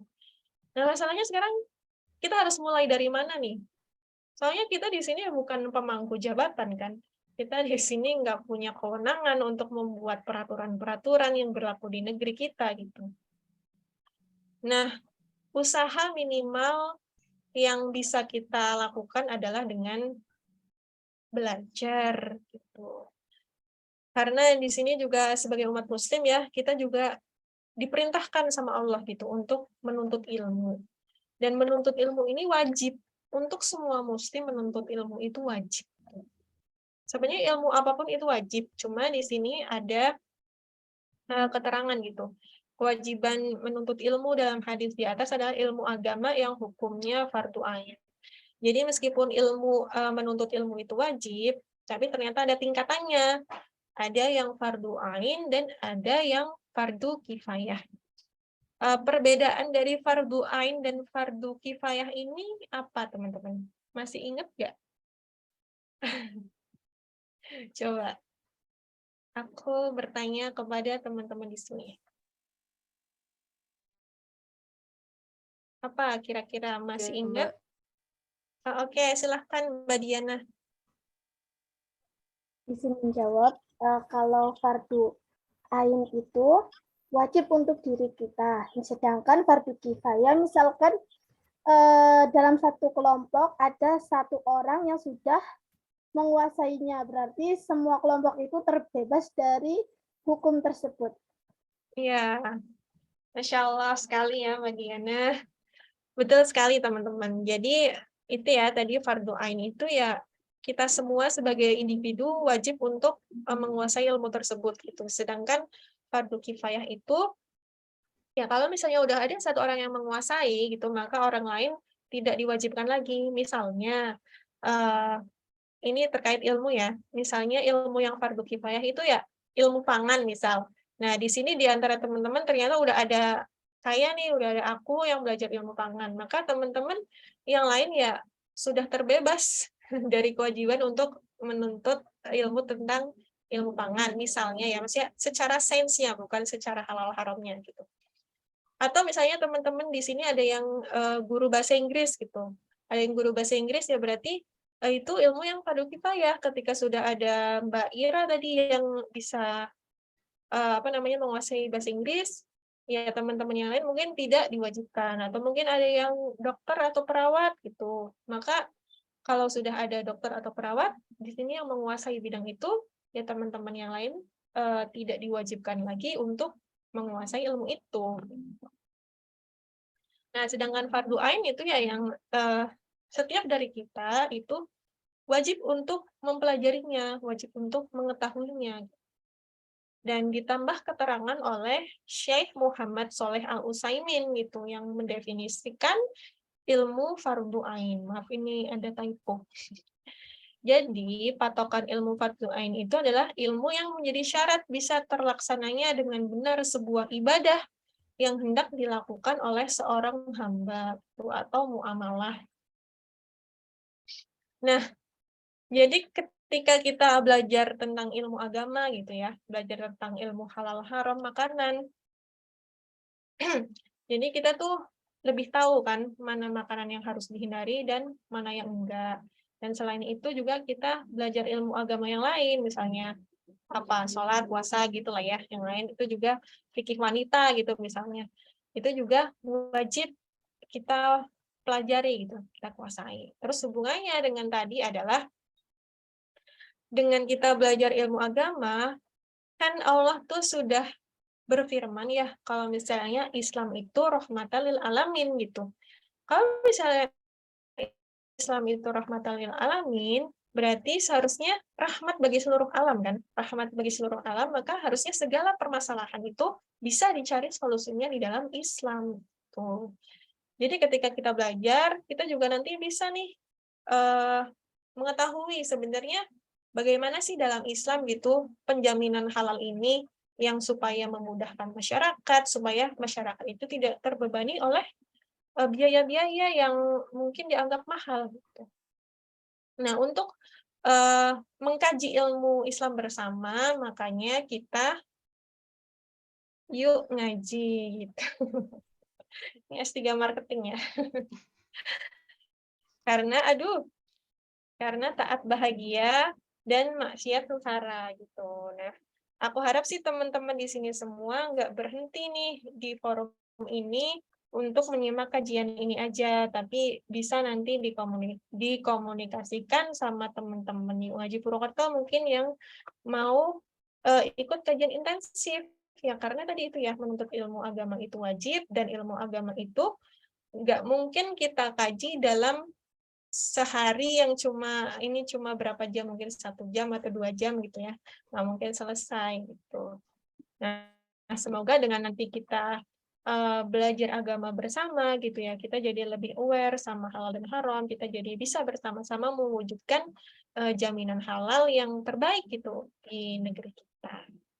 Ya, mungkin sekian dari aku. Terima kasih banyak. Segala kesalahan itu asalnya dari aku, tapi kalau ada manfaat yang bisa diambil, itu datangnya dari Allah. Mungkin udah kayak gitu aja. Terima kasih banyak yang sudah bertahan sampai saat ini. Wassalamualaikum warahmatullahi wabarakatuh. Aku balikin lagi ke Mbak Putri.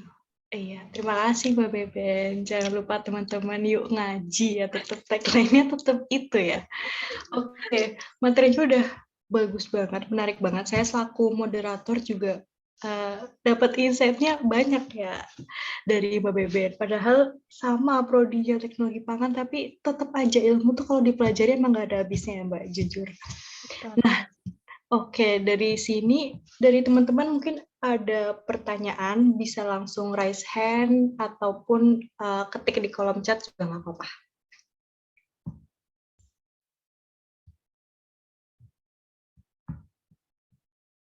Oke, silahkan Mbak Diana Larasati. Assalamualaikum warahmatullahi wabarakatuh, Mbak. Waalaikumsalam warahmatullahi wabarakatuh. Ya, sebelumnya terima kasih atas materi yang diberikan. Perkenalkan, saya Laras dari Purbalingga. Ada dua yang ingin saya tanyakan. Yang pertama, yang saya tahu gitu ya, ada hadis yang mengatakan kalau bangkai ikan dan belalang itu halal. Ya, Mbak. Terus tadi disampaikan juga sama Mbak Bene itu ada hewan jalalah ya, Mbak? Ya, hewan pemakan kotoran. Salah satunya itu yang saya tahu ikan lele tadi juga sudah disampaikan. Nah, yang saya masih bingung, apakah kita itu diperbolehkan makan ikan lele itu?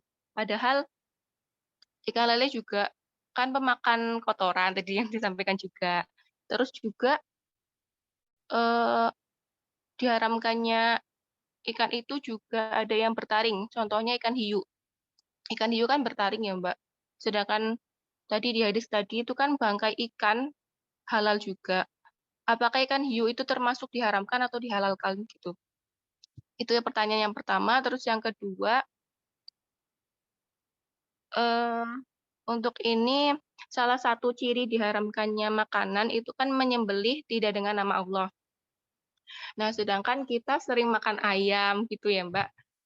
Kadang saya sendiri suka bertanya-tanya gitu. Ayam ini apakah halal atau enggak? Padahal kita itu kan nggak tahu ayam ini disembelihnya dengan nama Allah atau tidak, dengan bismillah atau tidak. Gitu. Apakah kita cukup melihat logo halal yang ada di toko atau warung yang menjual ayam tersebut atau gimana? Tadi juga disampaikan kalau PKL-PKL seperti itu kan agak kesulitan untuk mendapat sertifikasi halal. Nah, jadi apakah kita cukup dengan melihat logo halal tersebut atau harus bertanya sampai ke pedagangnya atau gimana? Nah, sedangkan pedagang sendiri itu kan pasti ya paling murah-murahnya itu ya beli di pasar gitu ya, Mbak. Di pasar juga belum tentu pedagang ini tanya juga ke yang penjual di pasar ayamnya itu disembelih dengan nama Allah atau tidak gitu, Mbak. Itu gimana cara menyikapinya? Terima kasih. Baik, terima kasih Mbak Laras. Untuk jawabannya langsung tidak apa-apa ya Mbak Beben. Oh, langsung saja ya. Langsung Iya. aja. Oke, tadi yang pertama itu terkait ini ya, hewan laut ya. Iya, yang ikan hiu dan ikan lele ya. Sama ikan lele. Iya.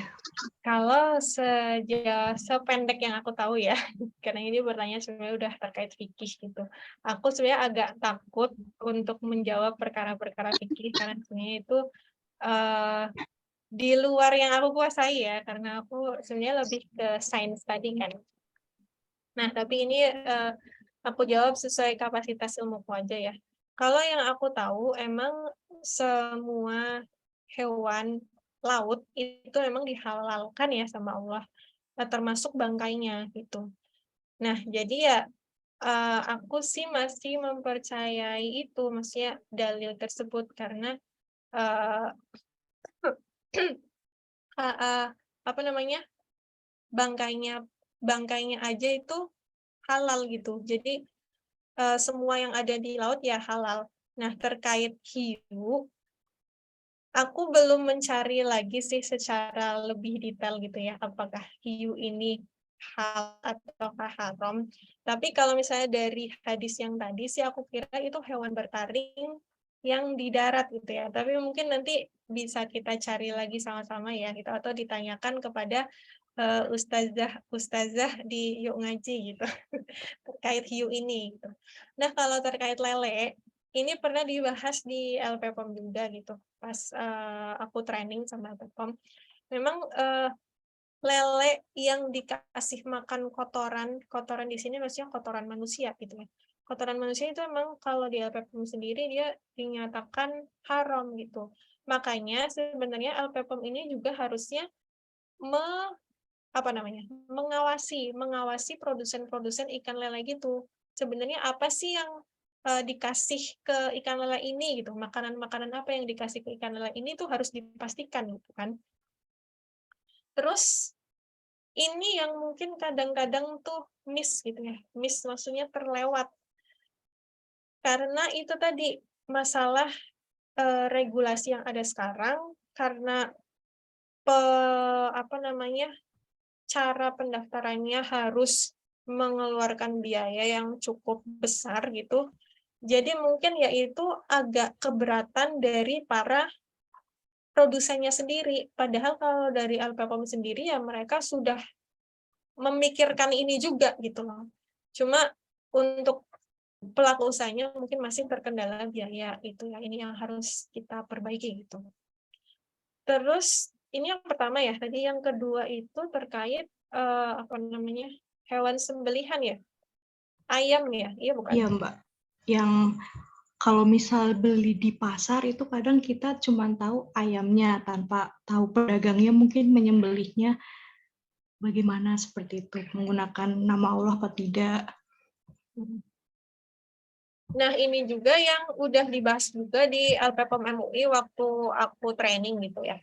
Sebenarnya ini juga yang jadi concern terbesar LPPOM MUI, karena kan hewan sembelihan itu mau dia disembelih mengucap bismillah atau tidak tuh sebenarnya nggak bisa diteliti secara sainsnya gitu kan. Kalau misalnya ada campuran babi atau apa, itu kan masih bisa di-tracking secara sains, itu masih bisa dianalisis kimia. Sedangkan kalau hewan sembelihan ini kan nggak bisa dibuktikan secara sains gitu. Makanya LPPOM sendiri juga sedang mengusahakan sertifikasi halal rumah potong hewan gitu. Jadi banyak RPH yang memang menjadi sasaran LPPOM gitu loh untuk disertifikasi halal gitu. Dan kalau yang dijual di pasar-pasar tuh kan seharusnya dia juga ngambil dari RPH gitu kan. RPH itu rumah potong hewan gitu ya, rumah potong hewan. Ngambil dari RPH gitu kan, nggak mungkin dia nyembelihin satu-satu kan. Nah, harusnya ini juga bisa terjamin ketika RPH ini sudah terjamin pula kehalalannya. Dan ini juga yang masih dalam proses LPPOM MUI gitu, masih dalam proses pengawasan LPPOM MUI. Terus tadi apa ya satu lagi? Kalau PKL ya kalau nggak salah, atau terkait pemilihan makanan. PKL. Iya, tadi Oh, kan hampir sama sih. Misalkan beli di PKL kayak gitu. Padahal kita belum tahu ayamnya itu halal atau tidak disembelihnya kan. Sedangkan untuk mendapatkan sertifikasi MUI itu biayanya mahal gitu, Mbak. Iya, nah ini juga kan yang sebenarnya aku juga dari tadi memaparkan ini juga sampai ke alur sertifikasi, menjelaskan alur sertifikasi dan juga masalah-masalah di alur sertifikasi juga ini yang perlu diperbaiki sama kita gitu loh teman-teman. Karena ya jaminan halal yang sekarang ya belum bisa mengcover semuanya gitu, karena pelaku usaha kecil itu pasti akan terhambat di masalah biaya gitu kan. Nah, terus gimana kalau kita mau memilih makanan di PKL gitu? Kalau ini ya dikembalikan ke masing-masing ya, karena memang jaminan halal di negara kita tuh emang belum sempurna gitu penerapannya.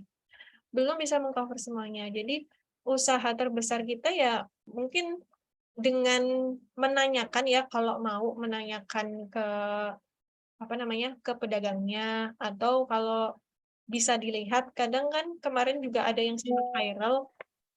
Jadi dia tuh beli ayam bagian lehernya gitu. Nah, terus kelihatan tuh di bagian lehernya ternyata nggak ada bekas sembelihannya. Jadi kayak ada lubang doang gitu. Mungkin itu ayam-ayam yang dibunuhnya itu dengan ditembak gitu, atau di stun, atau disetrum gitu. Jadi bukan disembelih. Nah, ini memang masalah kita semua gitu, teman-teman. Yang kita harus aware sendiri. Kalau untuk saat ini ya kita harus aware. Cuma kalau aku sendiri sih masih positive thinking gitu ya, karena kita kan berada di negara mayoritas Muslim ya. Semoga aja memang ayam-ayam yang kita makan itu insya Allah halal gitu. Tapi kalau misalnya teman-teman mau berhati-hati, lebih berhati-hati lagi ya silakan beli di ini kan biasanya di supermarket ada yang memang dia sudah disertifikasi oleh MUI gitu. Berarti dia sudah di tracking tuh, sudah dijaga sama LPPOM MUI dari proses penyembelihannya di RPH gitu. Nah, untuk soal ini intinya aku kembalikan ke teman-teman sendiri karena memang jaminan halal di negeri kita belum sempurna gitu sih intinya. Itu mungkin Mbak siapa tadi Nurfira. Iya, baik. Mbak Nurfira, ada pertanyaan lagi atau cukup? Ya, sudah cukup, Mbak. Terima kasih atas jawabannya. Ya, Ya. terima kasih. Apakah ada yang ingin bertanya kembali?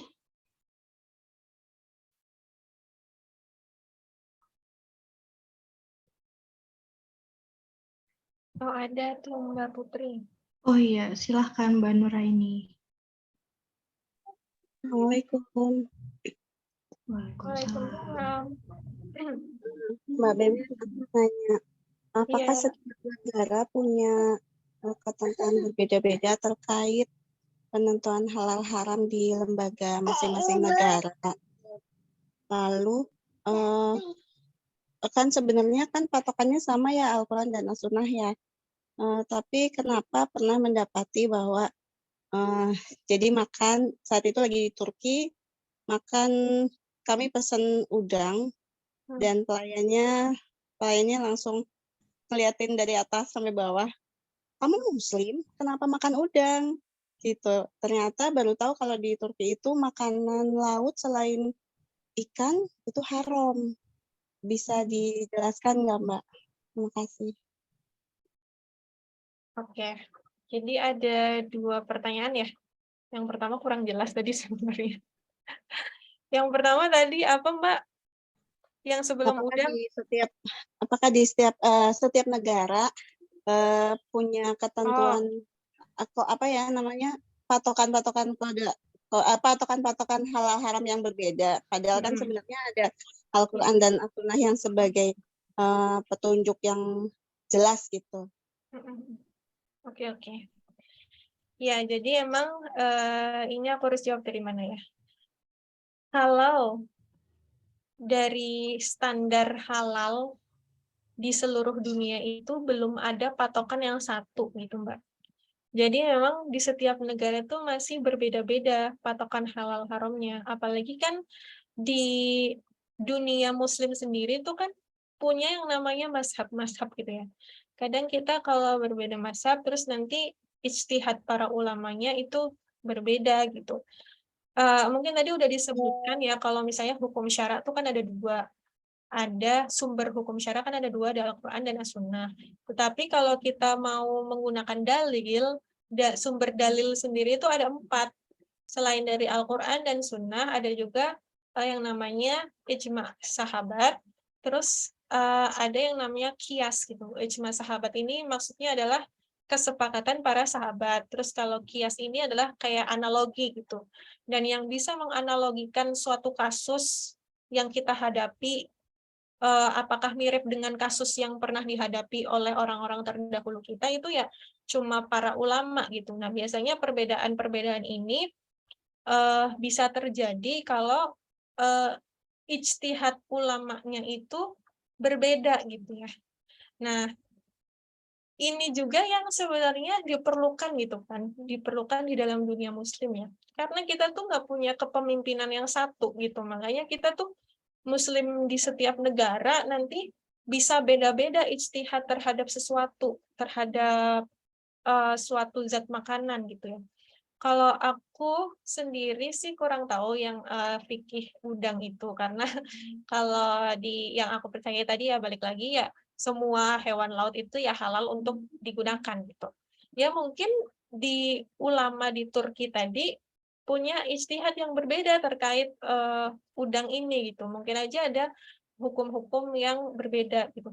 Dalil-dalil hukum yang berbeda yang mereka gali gitu kan. Jadi menyebabkan perbedaan di setiap negara ini. Gitu sih, Mbak. Dan karena secara peraturannya pun kayak lembaga-lembaga penjamin halal ya, kalau di Indonesia itu kan ada LPPOM MUI, kalau di Malaysia itu dia yang namanya Jakkim. Terus di Jepang tuh ada lagi, beda lagi gitu. Emang belum ada standar internasionalnya yang bisa menyatukan standar-standar kehalalan di setiap negara kayak gitu. Jadi sangat memungkinkan adanya perbedaan regulasi halal di setiap negara. Gitu mungkin, terima kasih. Ya, makasih Mbak. Ya.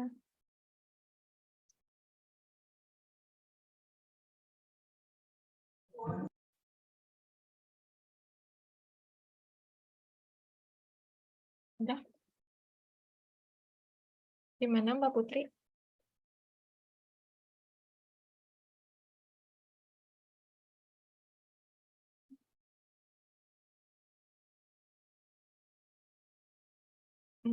Udah nggak ada yang mau bertanya lagi. Cek, apakah suara saya masuk? Masuk, Mbak. Oh iya, maaf terkendala sinyal sebelumnya. Oke.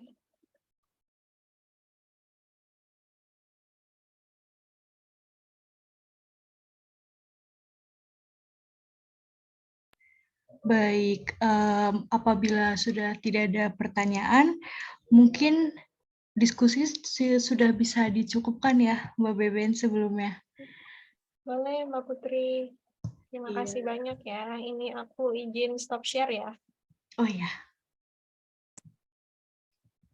Baik, untuk peserta aktif diberikan kepada Mbak Diana dan Mbak Nurvita Diana Larasati, berhak mendapatkan door prize. Mohon data dirinya dikirim ke Mbak Riza selaku panitia. Nomor WA-nya ada di pamflet kajian rasamu yang ada di, mungkin apabila lupa ada di grup WhatsApp. Kemudian izin untuk share screen mengenai beberapa saran dan beberapa insight ya dari teman-teman semua. Setelah mengikuti kajian ini, beberapa ada yang mengatakan nambah ilmu katanya seperti itu. Kemudian mind blowing, apalagi mengenai kita emang harus hati-hati mengenai olahan makanan-makanan olahan seperti itu. Terus banyak juga Mbak yang kayak Masya Allah dapat ilmu baru. Alhamdulillah caranya keren seperti itu. Ya. Baik. Terima kasih teman-teman semua. Kemudian untuk yang terakhirnya, alhamdulillah ruang santai muslimah atau rasamu pada hari ini telah selesai. Terima kasih kepada narasumber, kepada Mbak Beben, kemudian panitia yang sudah mengadakan kajian pada hari ini, serta teman-teman yang sudah meluangkan waktunya. Sampai jumpa pada rasamu selanjutnya. Barakallah, wassalamualaikum warahmatullahi wabarakatuh. Waalaikumsalam warahmatullahi wabarakatuh. Terima kasih teman-teman dan Mbak Putri. Ya, terima kasih. Izin live ya. Iya, Mbak.